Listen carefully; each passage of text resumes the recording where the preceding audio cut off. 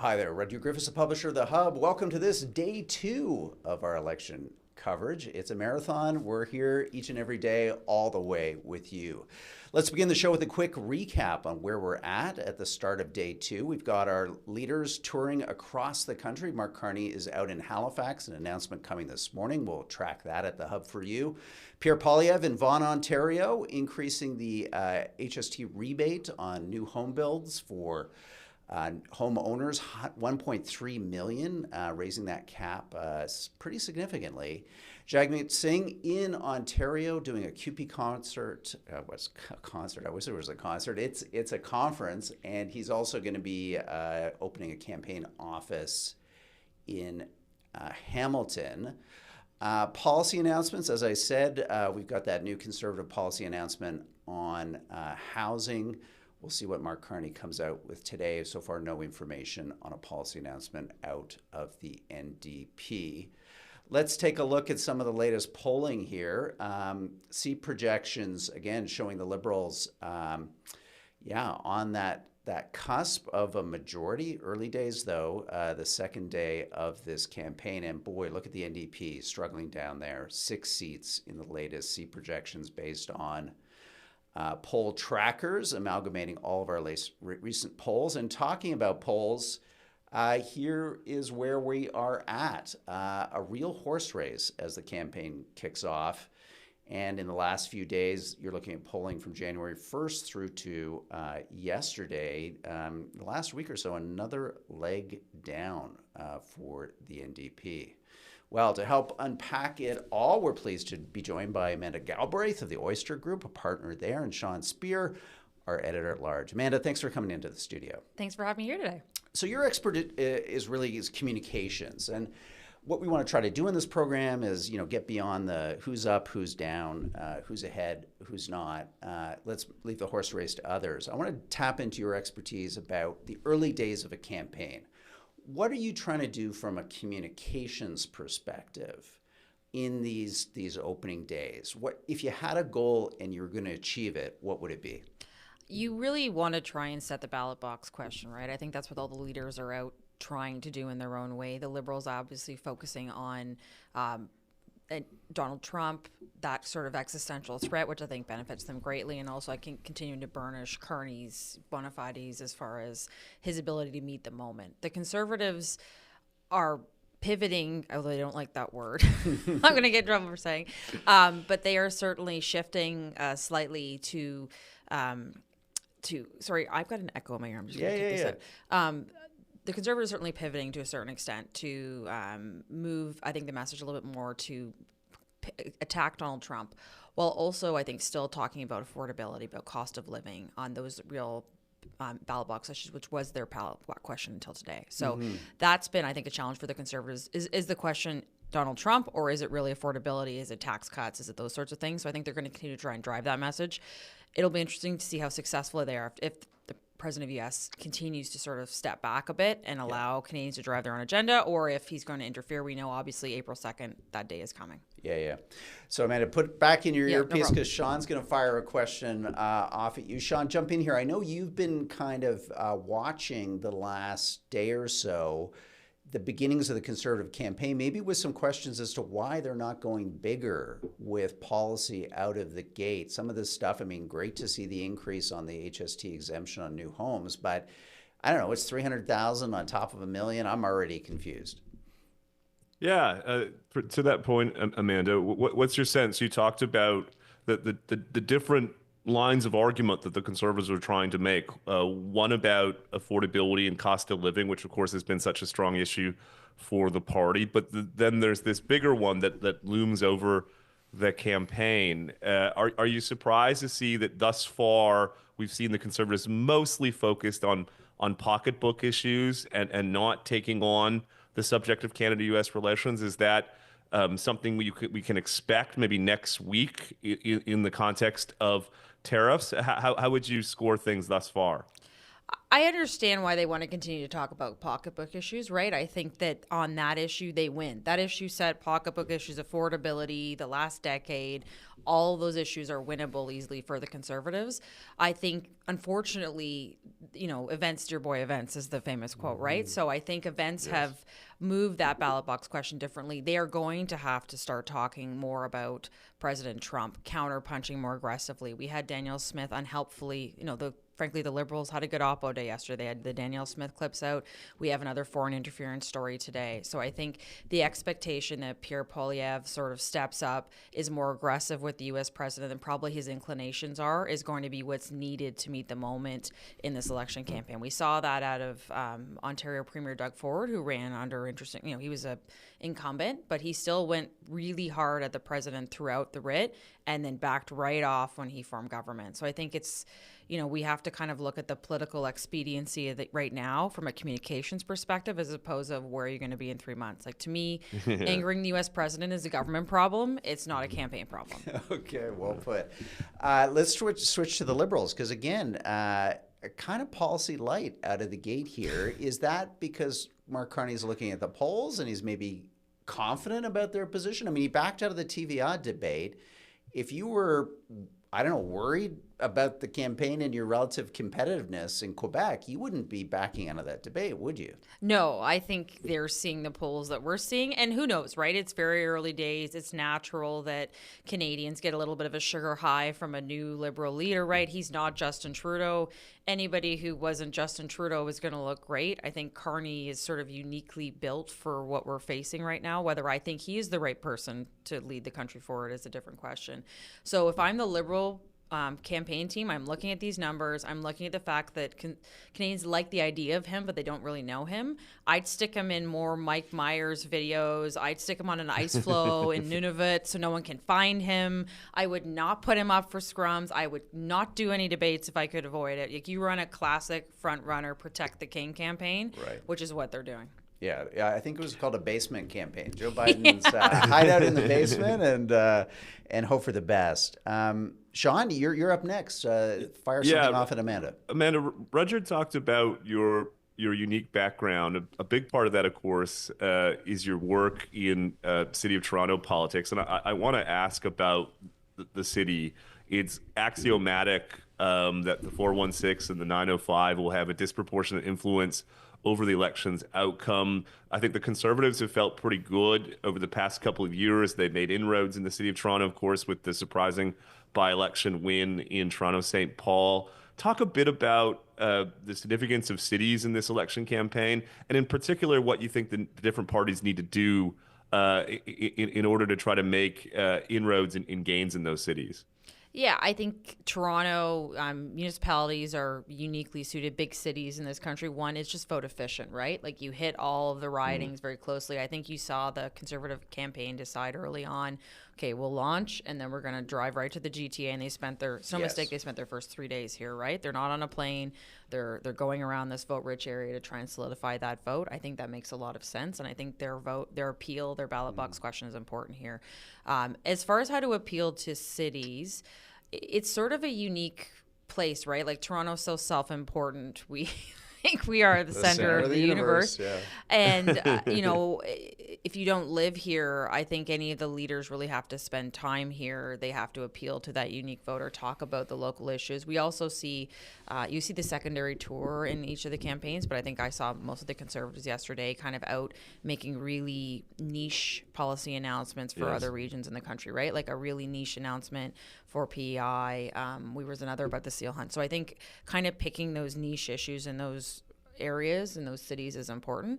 But bottom line is these mayors are going to step up at some point with their hands out, as cities do, and say, I want a new deal, I want more money, I want whatever that is. And each of the leaders are going to have to talk to that. I think Carney is probably going to have a friendlier time engaging with the cities than I would say Pierre Poilievre, who's also basically declared open war on their development policies, on the taxes that cities levy that largely fund how they operate. So that tension is going to be at play, and he could do that earlier when he had a big giant majority, but now having major mayors across the country speak out against him will be a challenge. Jagmeet Singh just needs to get on the map, man. Like this should be a cakewalk through Toronto. And, you know, if I'm the Conservative campaign, I'd literally be sending a third of my funds over there just to like resuscitate the body. Here's a new bus. Yeah, we're reading the dead. We're reading the last rites here. Like, look alive, people. So I think the NDP, my understanding, are a little bit in save the furniture mode. That being said, they're historically underestimated in campaigns. Their vote is efficient, particularly in urban centers. Right. So we'll see how they play. How important are these rallies and crowd size? You know, is that something that's more about the leader and their ego? Is it a good proxy for viewers and all of us to try to understand like what kind of energy is actually inside a campaign? Because I think people have noted that since the start of the campaign, Pierre Poilievre has had good crowds. I mean, they're you know, they are getting people out to events. I don't know.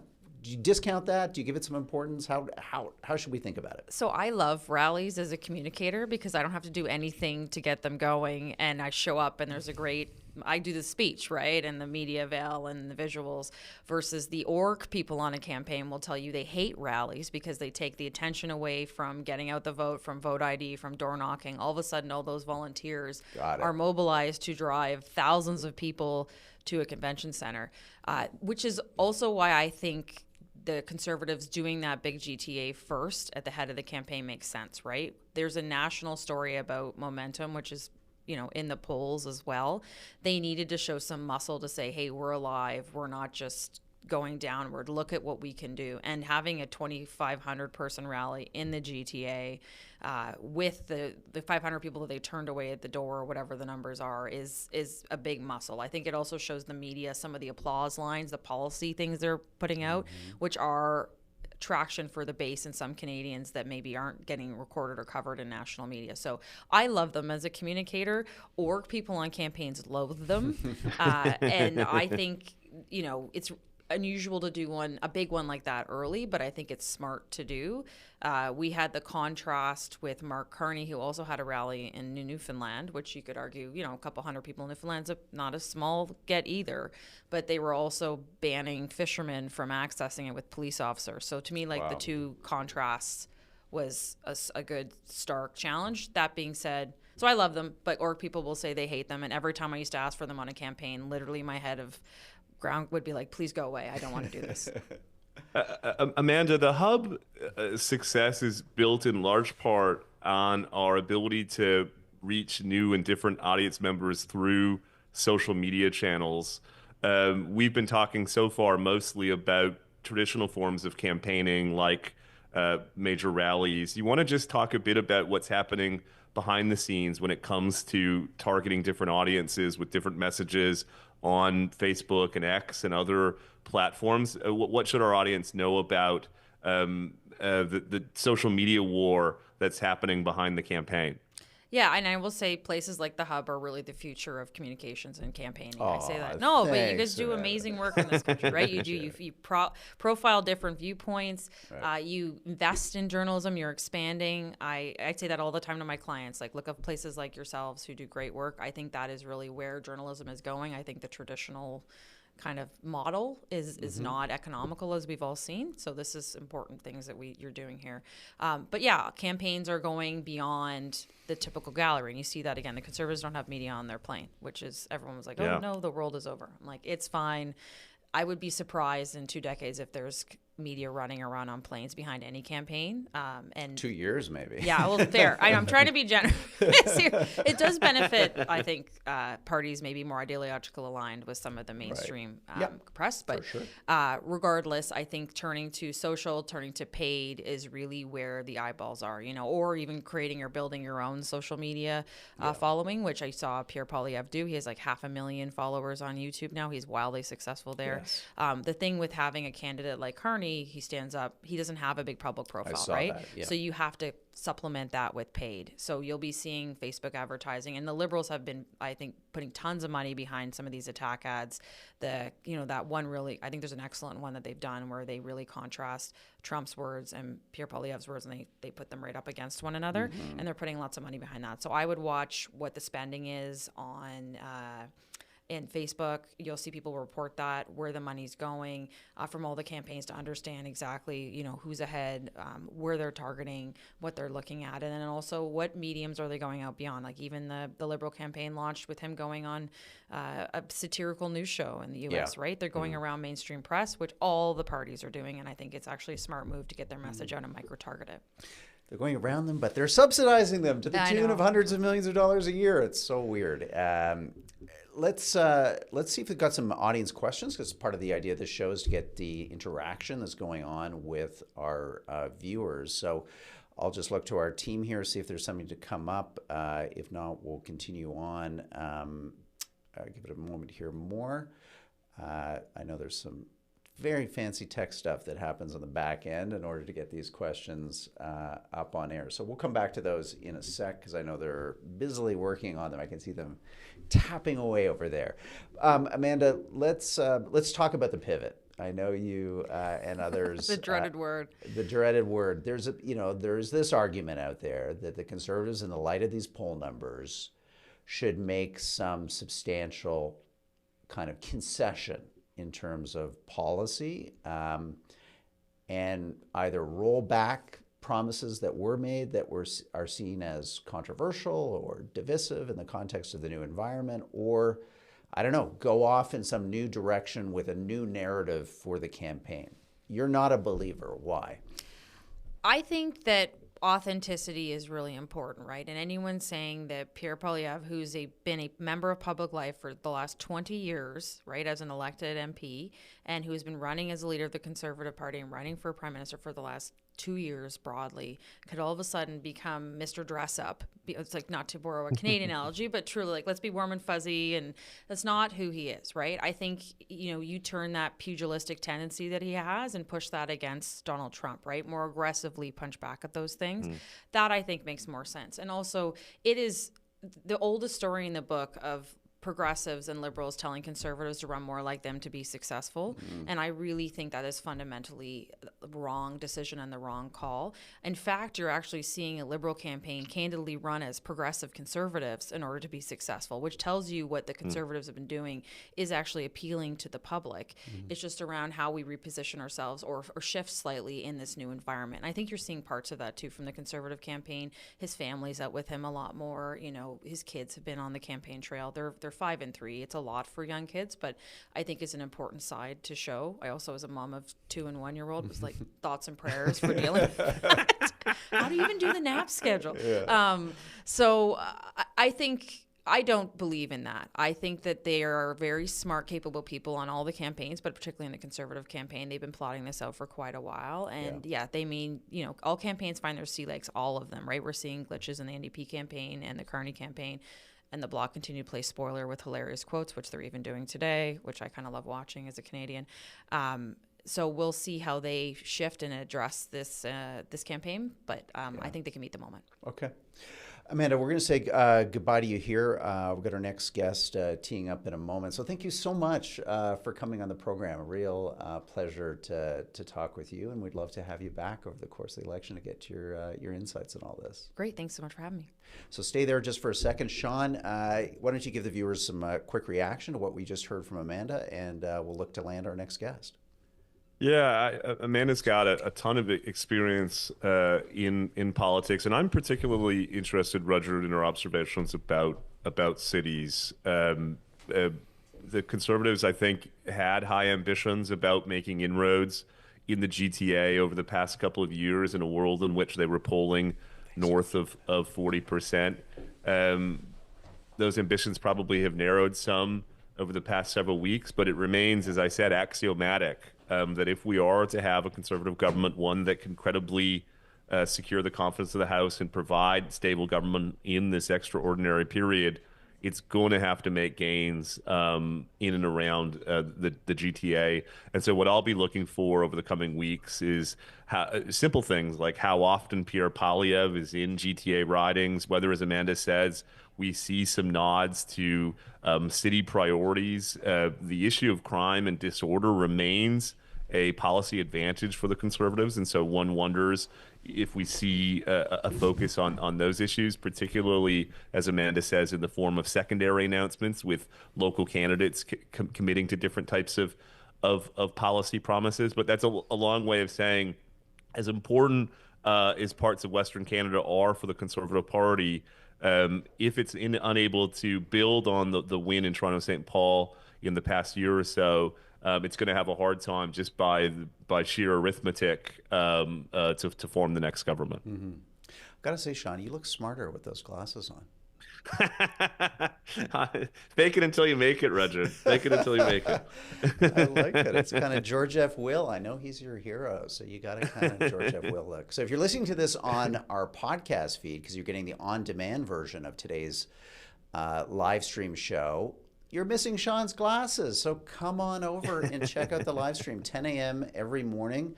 We're here with our best experts and thinkers at the Hub, unpacking the election for you each day. And today we are extremely fortunate to have on the program our resident unofficial economist at the Hub. He's a must-read in our pages, and we're just thrilled always to get his voice on our platform. And that's Trevor Tombe, professor at the University of Calgary.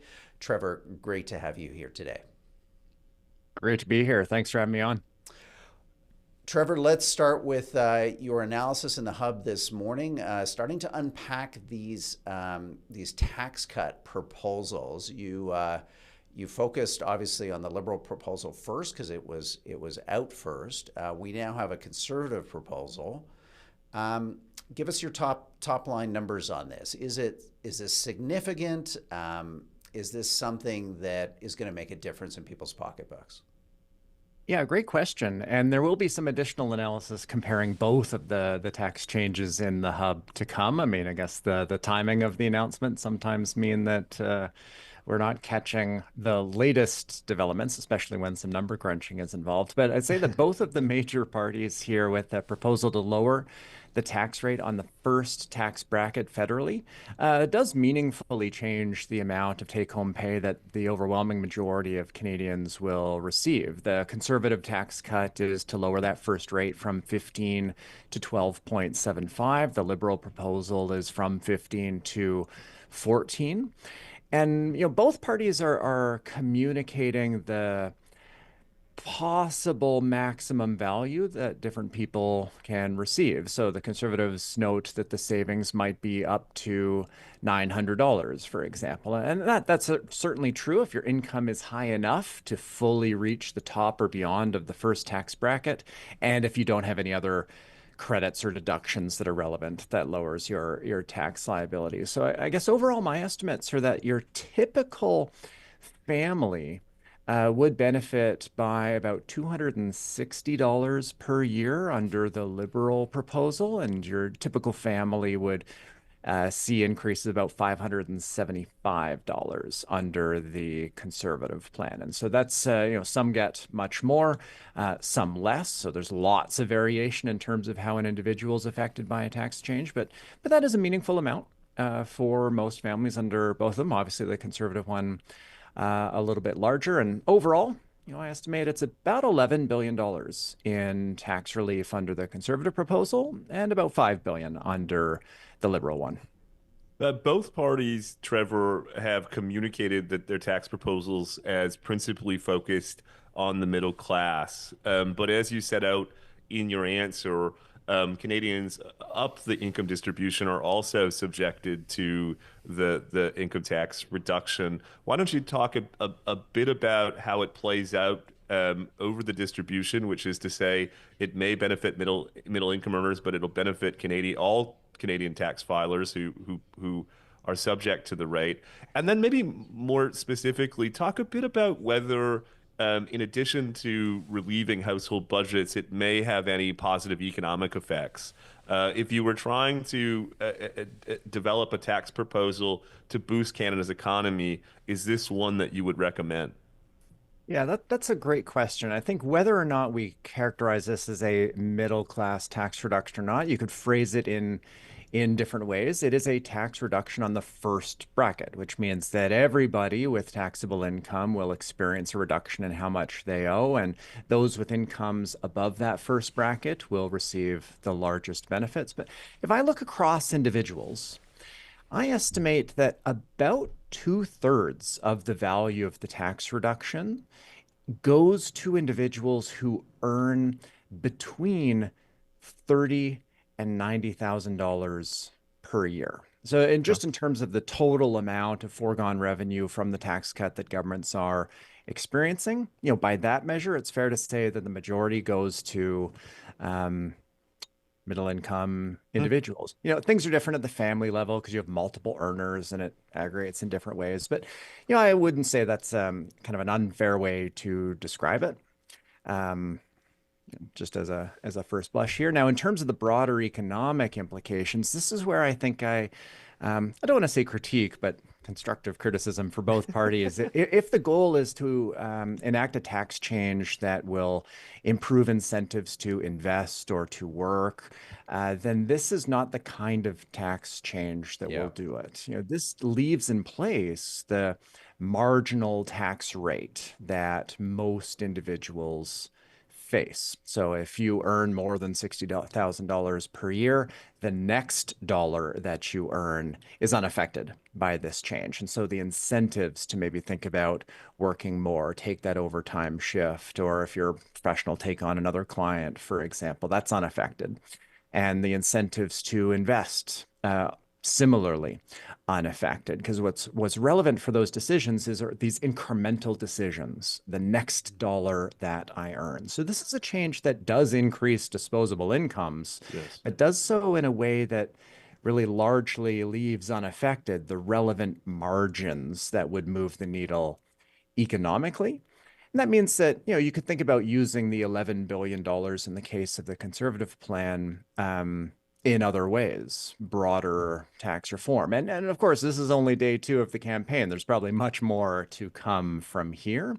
But economically, for investment and work incentives, it's those marginal rates that matter more than just the total dollars that you end up paying in income taxes. Hmm. Trevor, we've spent now over multiple governments and all parties reducing taxes significantly on that lower band of earners. It's a nice idea. Why not give people who make less more money at the end of the day? But does this start to affect people's desire and willingness to work? In other words, from in terms of tax efficiency, people have make different choices in their lives. They have different expectations for what they want to do and how they want to live. And I guess I'm wondering if we're continually cutting on the front end of the income distribution curve, how does that affect our economy? I mean, surely there are some trade-offs and choices that are being made here. This is not an unameliorated good. Yeah, great question. I think one that's quite relevant for lots of governments in Canada of both parties. Here, I'm joining you from Calgary in our last provincial campaign in 2023. We had Premier Smith leading again on day one with basically exactly this reduction Yes. in the tax rate that applies to incomes below $60,000. So in our case, it was the creation of a new first bracket. We also had several years ago in the 2019 federal campaign under Andrew Scheer, what was dubbed then the universal tax cut, which was just like this, a reduction in that first bracket rate. Now, this might affect certain margins. Think about whether you're a family who has maybe one income earner and the um, spouse in the family is thinking about whether to enter the labor market or not with, say, some part-time work, then this might be irrelevant that affects the amount of after-tax take-home pay from that part-time employment. And this kind of tax reduction does make that ever so slightly more attractive. But, as I noted before, the margin that affects most people is what do I get from the next dollar earned? And using fiscal space in a way that lowers personal income tax amounts without affecting investment and work incentives, does make it harder for the government to adopt broader tax reform aimed at boosting growth, where we're lowering tax rates broadly, kind of Yeah. across the spectrum here, or changing the way that we levy even business taxes to change investment incentives. So either increasing the basic personal amount, which is what the federal government did under the Liberals, and that was their prior commitment in a previous campaign, or lowering the first bracket rate, if we've seen now both major parties and some provinces adopt. That does limit the amount of fiscal space that we have for broader reforms. And I think broader reforms are something that we do need to think hard about. I think about the top end of the income distribution and the comparison between some Canadian provinces and US states. Look at BC versus Washington. The gap in the top marginal rate here is nearly 20 percentage points. Wow. And that's a big challenge to recruit and retain highly skilled individuals. And think about if you want to have a tech firm in Vancouver compared to Seattle, this is a very relevant decision margin here. And so I think we do need to think about lowering rates broadly. And to do that, it does generally mean you want to broaden the tax base a little bit. Maybe we need to rethink some of these credits, but it also, I think maybe it's tax changes like this that kind of limits the room that we have in the future. Yeah. I'll resist the temptation to ask you about business taxes. That may be something we need to have you back on over the course of this campaign to talk about, particularly when we know the magnitude of the American tariffs and the potential incentives that creates for capital flight out of the country. But you've mentioned a couple of times the foregone revenue associated with these different tax proposals. Both major parties have committed, Trevor, to balancing the budget over the medium term. There are some differences on how they're thinking and talking about that, but the general direction is in favor of a more disciplined fiscal plan. Talk about the current budget deficit, what these foregone revenues represent, and the extent to which they may make it hard for the different parties to fulfill their promises to balance the budget over the medium term. Yeah, that's a great question. So where the fiscal room comes from to adopt either of these tax changes is an important question. For their part, the Conservatives have noted that they will be able to find room for $11 billion from efficiencies in the overall size of the federal government, which I think is quite relevant to note here, that total federal spending, program spending, next year, so the anticipated amount there is about $500 billion. And so an $11 billion change out of that is 2%. Of the total. And so I don't actually think it's a huge heavy lift here on the part of the Conservatives to say that they can find room on that side of the budget. One simple example is that total business subsidies from the federal government is now roughly $20 billion above what it averaged prior to COVID. And so moving those subsidies from the federal government to private business entities back to the pre-COVID average gives you more than enough room to fund this scale of a tax reduction. Now, of course, there'll be much more to come in the campaign. I'm thinking also want to keep an eye on military spending commitments, which will be an important source of pressure on the spending side of the federal government. So there'll be a lot of things to balance, but just in isolation, even the Conservatives' larger $11 billion personal income tax reduction is manageable, whether you think about covering this over time with just a slower pace of growth in the federal government, or outright reductions in things that the feds do. And I'm just noting business subsidies as potentially some low-hanging fruit. Trevor, thank you so much. Thanks for the great analysis today that people can read in the Hub, and for coming on the program and unpacking it for us all. Day 2, Trevor, we're going to have you back. We're going to need you, my friend, to unpack and get us through all the economic weeds that are going to grow up around our ankles as this campaign goes on. I look forward to it. Thank you. Well, Sean, we're going to say goodbye to our podcast audience, but we're going to continue with our friends here at the live stream and do as we do each day, take some of those questions that have come in from our viewers. So again, if you're listening to this on the podcast and you'd like to join us live or on demand on YouTube, just head over to our YouTube channel, The Hub Canada. Just search that in YouTube and you'll see that next day's live feed available for you to select a notification on should you wish, or simply look for your daily Hub email, and you can select to get a calendar reminder in that email for the broadcast each day. So thanks for tuning in.